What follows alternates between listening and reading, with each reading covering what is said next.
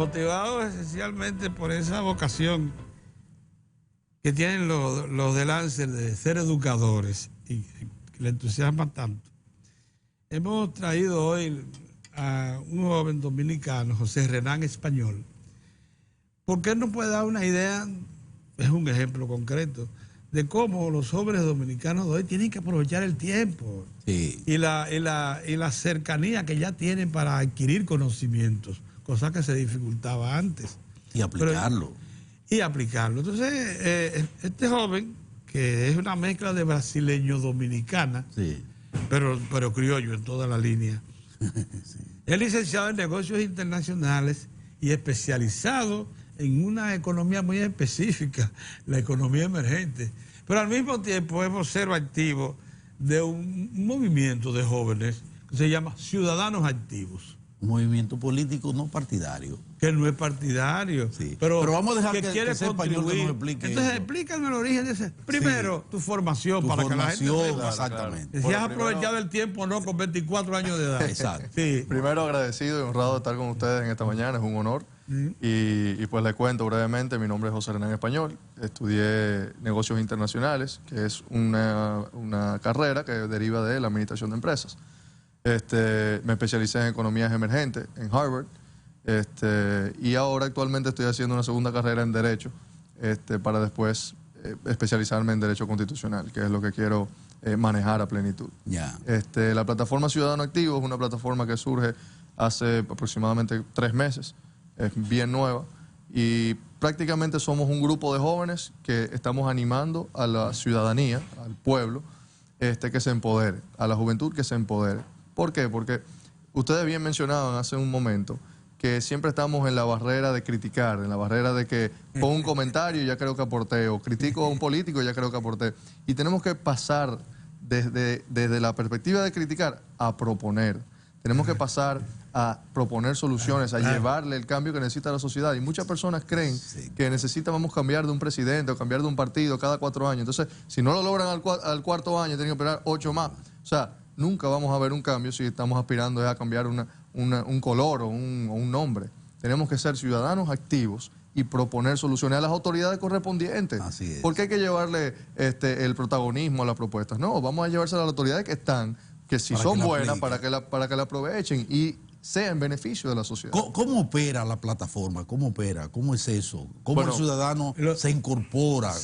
Actualmente nosotros tenemos presencias en las redes sociales, asimismo se llama Ciudadano Activo, en Instagram, en Facebook, y nosotros le animamos a los que tengan acceso a ella que nos escriban por correo o por las redes sociales, el correo está en las redes sociales, y nos propongan sus ideas. Mira, yo quisiera ver un cambio en este sentido. Bueno, involúcrate con nosotros, nosotros te ayudamos, tenemos un equipo legal, tenemos equipo de ingeniería, tenemos equipo médico, o sea, personas que son especializadas en cada área. Que si usted lleva una idea, entonces nosotros lo ayudamos a hacer una propuesta y hasta le llevamos a usted a las instancias correspondientes para que puedan recibir la propuesta. Y si usted tiene una propuesta, nosotros ayudamos a formularla y adaptarla para que sean potables. Excelente. Sí, porque le orientan hacia dónde ir, Exactamente. a dónde ubicar su propuesta. Y tenemos varias. De hecho, dentro de Ciudadano Activo, actualmente es más una campaña. Nosotros tenemos propuestas públicas en la educación, en temas constitucionales, pero estamos haciendo una campaña actualmente que encontramos muy importante y estamos aprovechando los espacios que nos brindan personas como ustedes de gran influencia,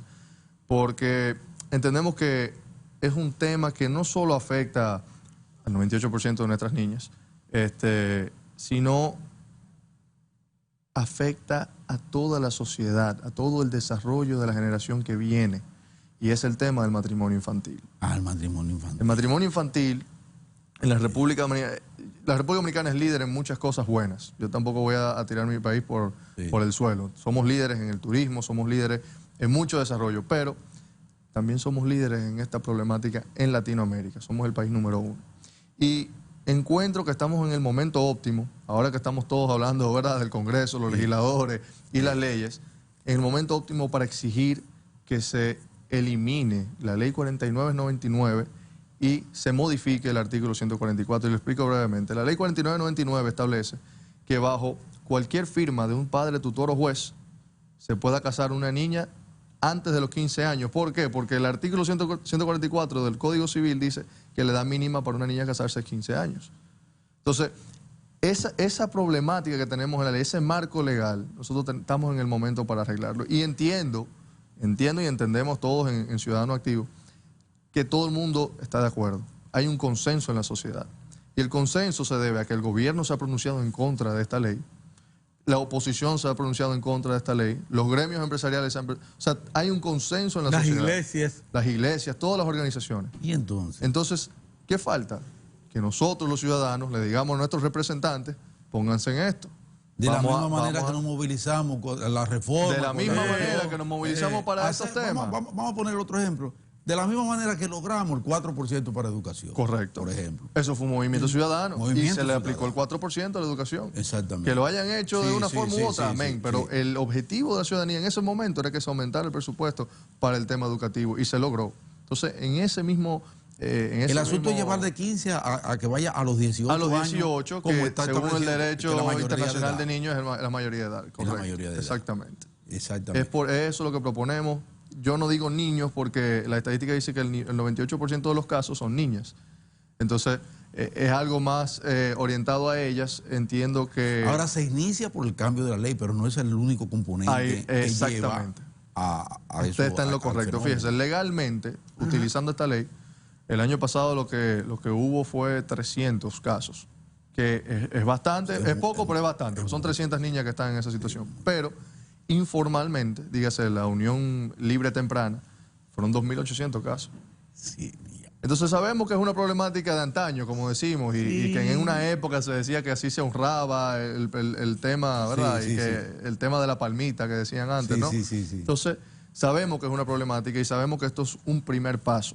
Muchas personas me dicen, mira, esa ley no va a resolver nada, mejor dedícate a concientizar. Y entonces yo digo, yo puedo hacer ese trabajo y lo vamos a hacer. Es un trabajo que hay que hacer. Pero el marco legal no me puede avalar esa práctica. Porque entonces estaría trabajando en vano. Cuando usted habla de economías emergentes, la experiencia que tú adquiriste en la universidad, ¿también la puede aprovechar aquí en Ciudadanos Activos? Esto de... Por supuesto que sí. Nosotros... Cuénteme por dónde y qué prioridad en ese... En el tema económico, que es la parte que yo dirijo en Ciudadano Activo, tenemos varias propuestas y precisamente hicimos esa especialización porque esto es un país de una economía emergente. Exactamente. Y eso era lo que queríamos aplicar. Todo lo que yo estudio siempre lo quiero aplicar es en mi país, porque a mi país hay que devolverle todo lo que nos brinda. Todas las oportunidades que nos dio, hay que devolvérselas al país. Buena visión. Y realmente una de las propuestas que tenemos, aunque hemos visto, ¿verdad?, cierta estabilidad en estos años y la República Dominicana ha crecido ciertamente, hay mucho que mejorar. Nosotros proponemos siempre, y está dentro de una alianza que tenemos con otra propuesta parecida de Ciudadano Activo, se llama Única Vía, que es otro joven que tiene otro grupo y nosotros hacemos mucha sinergia. Qué bueno. Y es hacer un gobierno más pequeño. Un gobierno eficiente, un gobierno con todas las políticas públicas y sociales y de equidad y de inclusión, pero con un gasto un poco más reducido, con una nómina o las denominadas botellas que ya conocemos, ¿verdad?, un poco más reducida, eficientizar los recursos público-privados, ¿verdad?, y tratar de que la nómina abultada, mira, señores, yo le voy a decir algo, hace, ¿cuánto? 10 años, 15 años, 20 años, quizás en el 96, cuando Balaguer, obviamente la población ha crecido, pero habían 100.000 empleados públicos. 100.000 empleados públicos. Hoy día hay 1 millón de empleados públicos. Y tú dirás, bueno, pero... Hay 600.000. Tirando al millón, porque estamos incluyendo todo lo que ha salido de embajadas que tienen... bueno, sabemos los temas. No pero puedo caerla a decir, porque tú sabes que eso es así. No, porque la oportunidades. Lo que pasa es que hay que crear otros espacios. Y ahí involucramos también ayuntamientos, todo. Exacto, oportunidades que tenemos para mejorar. Yo no lo veo del todo malo. Porque la gente hay que buscarle forma de vivir. Correcto.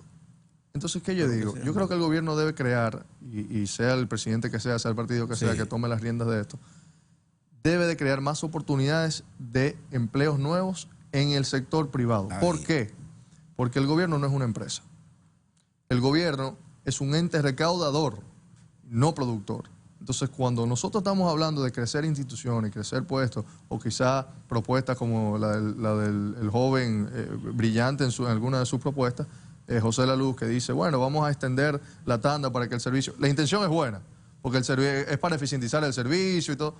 Pero tú estás extendiendo y estás engrandeciendo el Estado, estás aumentando la nómina, estás aumentando el gasto, estás aumentando todo lo que nosotros estamos pagando.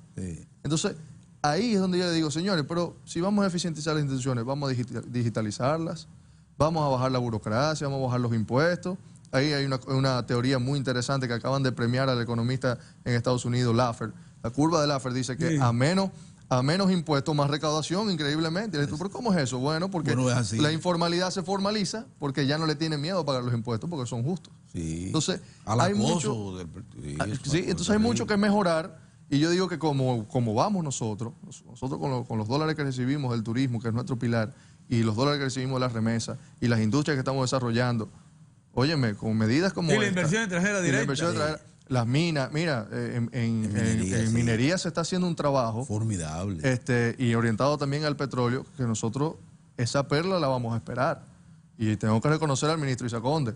Él estuvo en Texas hace días y no sé si le han dado seguimiento, pero ya está en una etapa casi de licitación. Sí, claro que le damos seguimiento. Aquí hay petróleo. O sea, ya eso está comprobado por los estudios. Aquí hay petróleo. Hay las formaciones que son características de contener petróleo y gas. Correctamente. Entonces, y hay que buscarlo. Ahora hay que va la fase de exploración. Entonces, nosotros pensar una isla como esta, media isla como esta, pensar que ya tenemos oro, que tenemos plata, de todo, cobre, minerales, oro, la primera mina a cielo abierto del mundo, la más rica del mundo, y somos el quinto productor de oro del mundo. Entonces, y octavo de ferroníquel del mundo. Entonces, imagínese usted ahora abrir otra industria que nosotros no teníamos y que estamos desarrollando. Óyeme, somos un país bendecido por Dios y ahora mismo son... Pero tenemos que prepararnos. Tenemos que seguir por eso yo digo oportunidades de mejora. Oportunidades de mejora. Que es como lo debemos enfocar. Mira, es cierto que hay vicios, es cierto que criticar no siempre es malo porque a lo mejor la crítica ayuda a mejorar. Pero debemos de salir de ese estigma de que todo el mundo solamente critica. Las personas que he conocido en gran parte vamos a proponer. No proponen. Y a veces yo digo, sí, pero ¿qué tú propones? No, pero hay que salir de eso. Esa es la queja nuestra todos los días. Que tú propones. Vamos a proponer. Lo que sí no quisiéramos saber, porque aquí quisiéramos establecer una precisión. Tanto ciudadanos activos como el otro grupo que usted mencionó, con el cual hacen sinergia. Única Vía, sí. Única Vía. Se ve que son entidades creadas por iniciativas locales muy específicas. Ustedes no están asociados a ONG internacionales. Todavía no. Ojalá en algún momento, ¿verdad? Nos apoyen. Ellos se interesen. Pero déjame decirte por qué. Porque hay el riesgo de que la mayoría de esas ONG internacionales han sido creadas por empresas transnacionales que les interesa imponer criterios que les favorezcan de manera directa o indirectamente a sus negocios e iniciativas. De eso estamos repletos en el país. Y cuando provienen esas iniciativas locales movidas por esos órganos, lo que se hace es pretender orientar al país hacia zonas de interés de su incumbencia, sí, empresas particulares. Pero hay organismos que pueden, por la naturaleza misma. Por lo que ustedes dicen, ustedes han generado iniciativas locales motivados por la preocupación de incorporarse a la solución. Por ejemplo, UNICEF debería interesarse por un trabajo como el de ustedes. Nosotros hemos hecho cierto acercamiento. Por ejemplo. Y realmente hemos apoyado las iniciativas de ellos porque obviamente tienen campañas mucho más que penetran. Sí. Fuimos a la marcha en contra del paro por las niñas, que fue con CONANI, fue con UNICEF, fue con Plan International. Sí. Apoyamos. Y ojalá en algún momento pues nos apoyen también. Que lo apoyen a ustedes. Vamos a repetir. Es legítima la iniciativa. Muy buena, Yo lo felicito. Honrado y es de todos, eso es lo importante. Yo lo felicito. Vamos a repetir la coordenada. La red social de Ciudadano Activo, eso está en Instagram, lo encuentra inmediatamente. Y la personal, José Renán Español, que ahí también van a encontrar mucho de la propuesta e iniciativa. Lo felicito, cuente con nosotros. Honrado, de verdad que sí. Espero que se repita y muchas gracias. Bien, agradecido. Señores, vamos a hacer una paradita para esperar entonces a nuestro próximo invitado, que es un político. Muy bien, volvemos.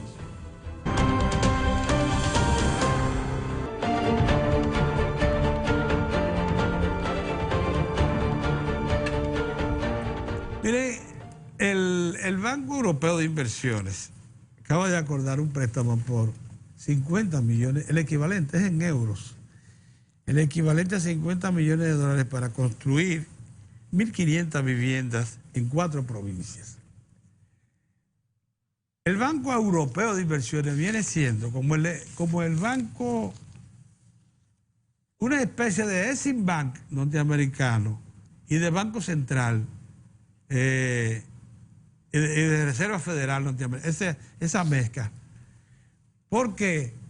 Porque con esa entidad te presta muy bajo interés, Mozart, prácticamente concesionario, y solo lo hace con miembros de la Unión Europea o con países asociados del grupo ACP, Asia Pacífico Caribe, que son los que componen la gran unidad que conocemos de Asociación Económica de Unión Europea con Asia Pacífico Caribe, unas 79 naciones que fueron ex colonias europeas que se han asociado a la Unión Europea. Pero el Banco Europeo es muy exigente. No son todas las naciones. ¿Pero esa vivienda de qué tipo? ¿Para qué? De interés social. ¿De interés social? Sí, no son. Es de interés. Claro, no es regalada, pero son de interés social. Muy bajo. Para los dominicanos. Sí, adiós, Mozart. Para los dominicanos. En 4 provincias. Porque Canadá está construyendo viviendas para los vecinos haitianos en la República Dominicana. No. En Sosúa. Espérate, Mozart. No, tengo que ver. Pero es para los dominicanos. Para los dominicanos. No tiene nada. Esa está buena. Esa precisión es muy buena. Hoy no están construyendo vivienda en la República Dominicana para ciudadanos haitianos ahí en Puerto Plata. Sí. Sí, pero eso fue una viveza, sí. Una viveza. Pero fueron los canadienses. Que vayan y le construyan miles de viviendas, pero de aquel lado a los haitianos, allá en su país. Mira, vamos a ver las provincias, porque sería bueno identificar. No, ya tú planteaste un interrogante. Un interrogante. Que hay que aclarar. Aclárame eso. Déjame decirte que esos 50 se van a afectar. Fueron para las familias que fueron afectadas por los desastres naturales del paso del huracán Matthews en el 2016. No, eso es criollo. Vamos bien por ahí. Y por exceso de lluvias en noviembre de 2017 en la región norte del país. Ya. Entonces, los dominicanos somos gente de... Mire, Mozart puso un interrogante que obliga a clarificar. Pero claro. Son no reembolsables. Y oye cómo es la cosa. Está acompañado de un financiamiento no reembolsable de 16.6 millones de euros para facilitar la inversión. La inversión en la zona. Pero ya tú me explicaste que no tiene que ver con... Que esos europeos, cuando tú vienes a ver, te meten por detrás. Sí, gato por liebre. Pero déjame decirte una cosa. Está orientada la provincia de Montecristi, Puerto Plata, Espaillat y Duarte. Ok, perfecto. 1.500 viviendas. Para familias criollas. 1.500 de interés social. Excelente. Mira, Pedro, a propósito de financiamiento y eso. Óyeme, qué buenos los efectos del... Pero van a rehabilitar 55 kilómetros de carretera. Pero Pedro... Que serán incorporadas como infraestructura. Sí, mira, a propósito de financiamiento y de recursos, veo que el Banco Central da a conocer el impacto que han tenido esa formidable medida, de liberar esos alevines del encaje legal, que llegaron a 30.000 millones porque había 1.000 millones. Había 1.000 millones del año pasado. Sí. Y entonces se liberaron 29.000 millones más del encaje legal. Y posteriormente 5.500 millones para el asunto de la vivienda. Y le cayeron encima de una vez. Y entonces vemos que ya hay desembolso ya registrado por más de 12.000 millones. Así es. De pesos, lo que quiere decir que el crédito aumentó, o sea... Pero en corto tiempo. En corto tiempo la gente fueron a buscar esos cuartos. Sí. ¿Para qué? Bueno, para dar... Eso es lo que yo estoy diciendo. No es cuarto regalado, ¿eh? Eso no, de ninguna manera, pero con tasa de interés positiva, Pedro. Sí. Con tasa de interés positiva. Y muy bien focalizado. para garantizar ese dinamismo de la economía en áreas tan vitales. ¿Tú sabes cuáles son las áreas? Déjame decirte aquí, para no inventar, para que tú sepas qué es lo que hay. Al 24 de julio, o sea, ahora, esta semana, se han desembolsado recursos del encaje por 12.499 millones, que representa más del 36% del monto total liberado. Eso es muy importante. Menciona la cantidad. Sí, específicamente estos recursos se han canalizado los sectores de la manufactura, que son 3.294 millones, punto 9, comercio y pyme 2.859.5 millones, agropecuario 2.439.2 millones, consumo 1.947.2 millones, exportación 1.735.2 millones y adquisición de vivienda 223 millones divididos como adquisición de vivienda, ¿verdad? Esos están divididos como 110 para vivienda de bajo costo, cuyo valor no exceda los 3.5 millones. Sigue. Y también está la clase media 112 millones para vivienda de hasta 8 millones. Eso es clase media. Hasta 8 millones. Y ahí te presenta un cuadro interesante, no lo tiene mi amigo, del impacto de las medidas de flexibilización monetaria en el crédito. Eso es muy importante, Pedro. Mira, dice que las autoridades del Banco Central, los técnicos, lo que evaluaron, ellos están destacando también que esos fondos liberados han sido canalizados a 3.203 beneficiarios, los 12.000 y tantos millones han ido a parar a 3.203 beneficiarios, entre los que se encuentran 290 medianas y grandes empresas, con préstamos superiores a 5 millones para los diferentes sectores, y los restantes 2.913 beneficiarios han recibido préstamos menores de 5 millones para comercio, pymes, consumo y personales, a través de 36 entidades de intermediación financiera. Ahí ha participado, Pedro, prácticamente toda la banca nacional. Ha participado en esas son 14 bancos múltiples, 8 asociaciones de ahorros y préstamos, 9 bancos de ahorros y crédito y 5 corporaciones de crédito.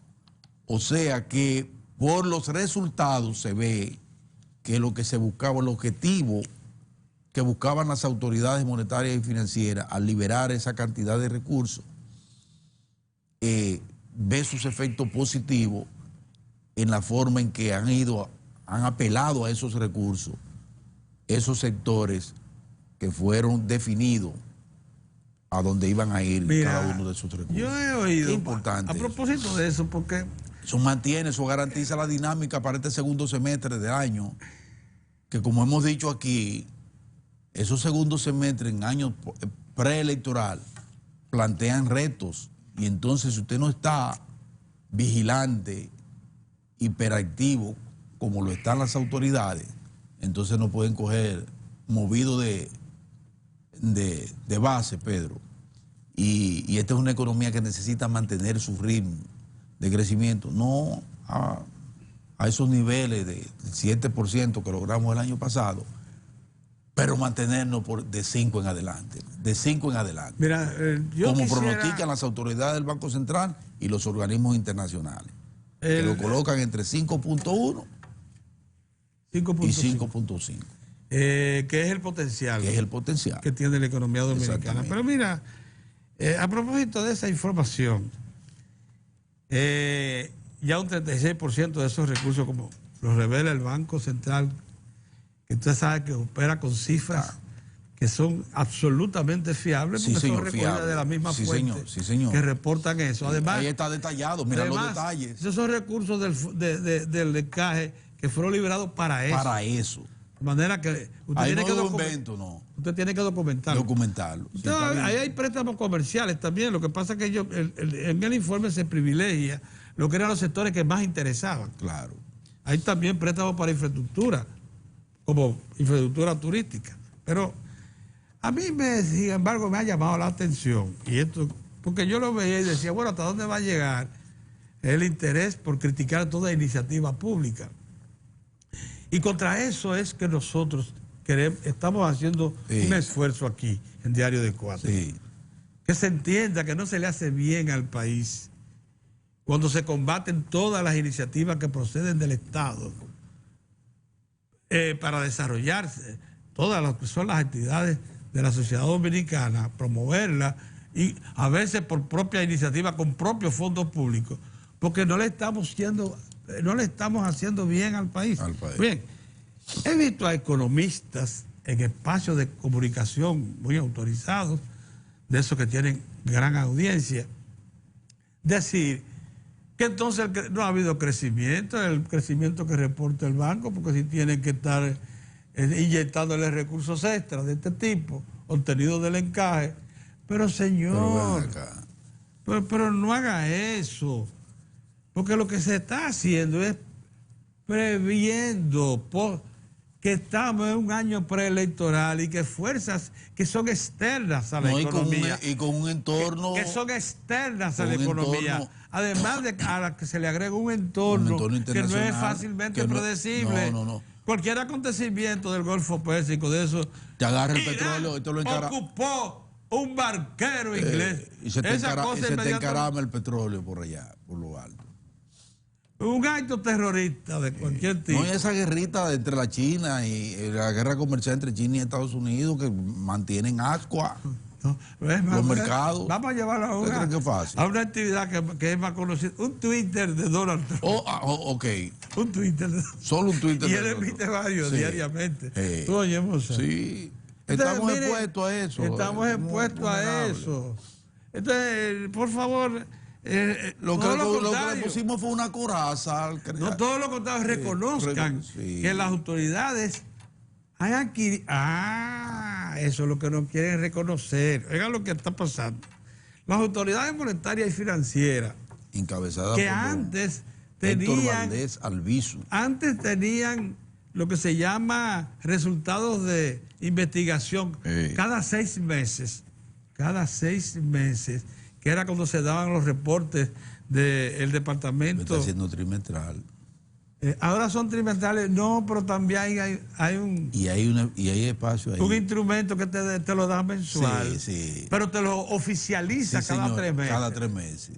Cada 3 meses tú tienes ya un resultado de la economía. Entonces te dice, y los niveles de cada 3 meses, cómo se están orientando las distintas fuerzas que participan, que interactúan en el cuerpo económico. Así es. Y entonces ya tú puedes prever lo que está pasando.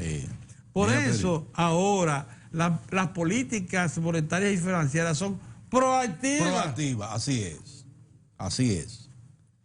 Porque se afinaron los mecanismos de investigación. Esa sonrisa y esa tranquilidad que se respira en esos sectores productivos nacionales, ¿a qué ustedes creen que se debe eso? Precisamente se sienten preservados,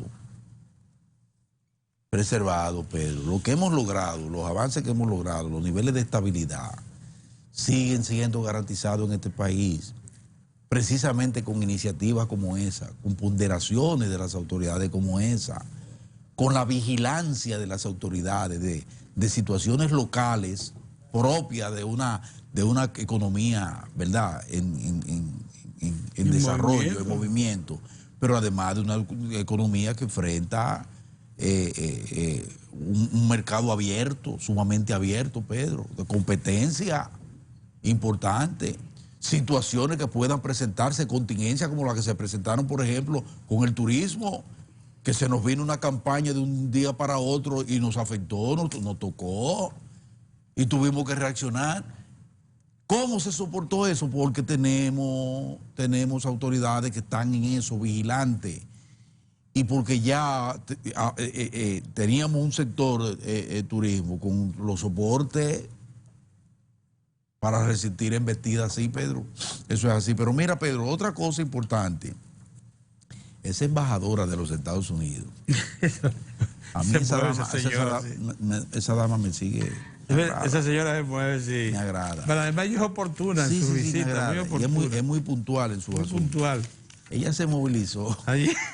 Ella en estos días ha estado por la frontera, se montó un carrito con con el ministro de la Defensa y se dio una vueltecita por la frontera. Una defensora de sus intereses. Sí, y está chequeando el área, pues. Está chequeando el área. Y ayer entonces estuvo por allá por Manzanillo. En Montecristo. Chequeando el área también, porque eso es un pastel, Pedro, un Potosí.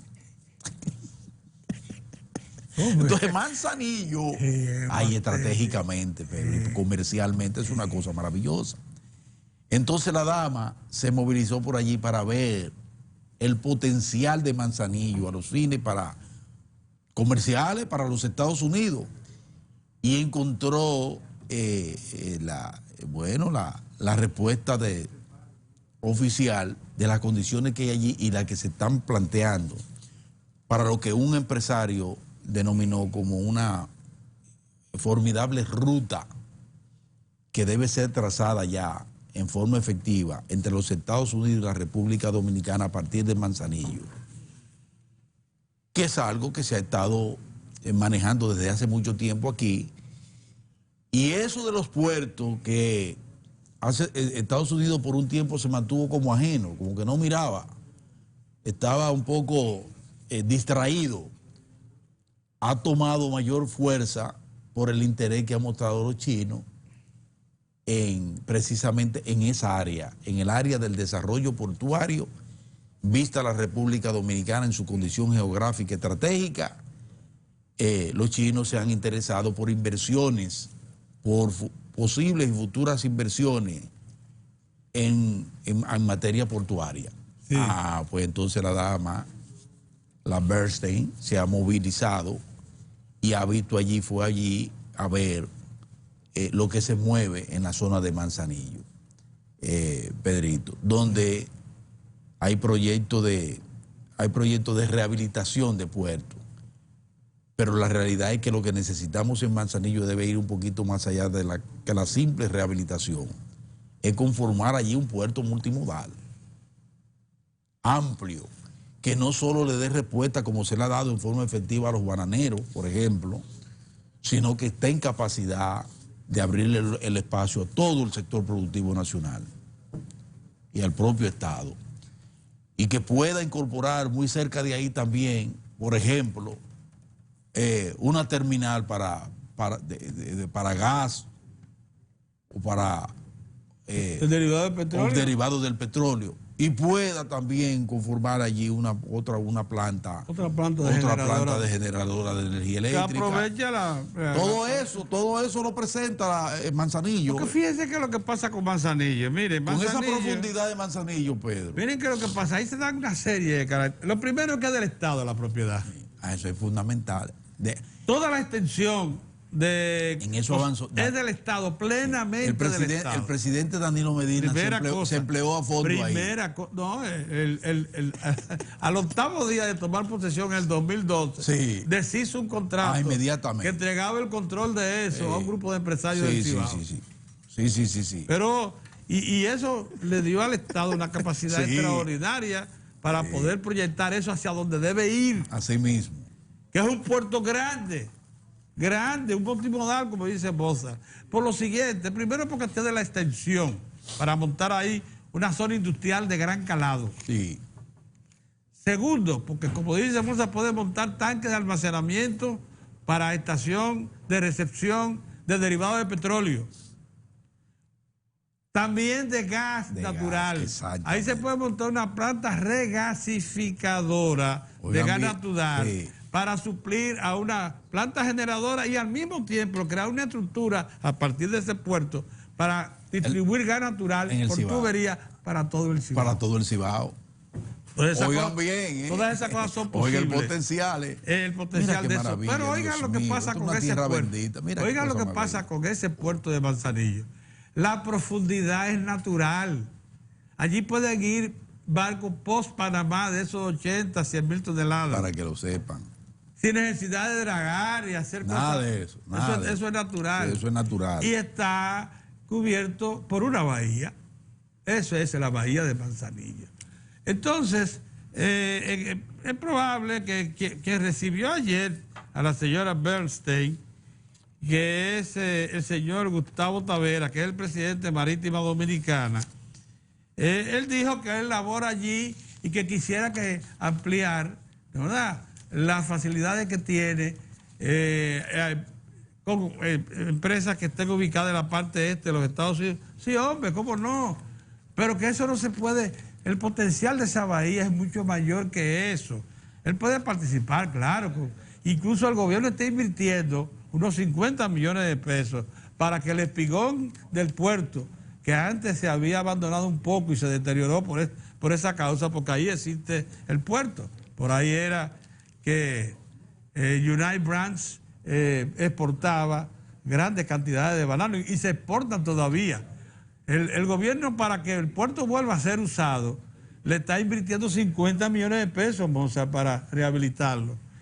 Pero ya están llegando, como dijo el señor de Marítima Dominicana, sí, el señor Tavera, ya están llegando barcos y se despachan también mercancías. No solamente se reciben, sino que se despachan, gracias a los trabajos del gobierno.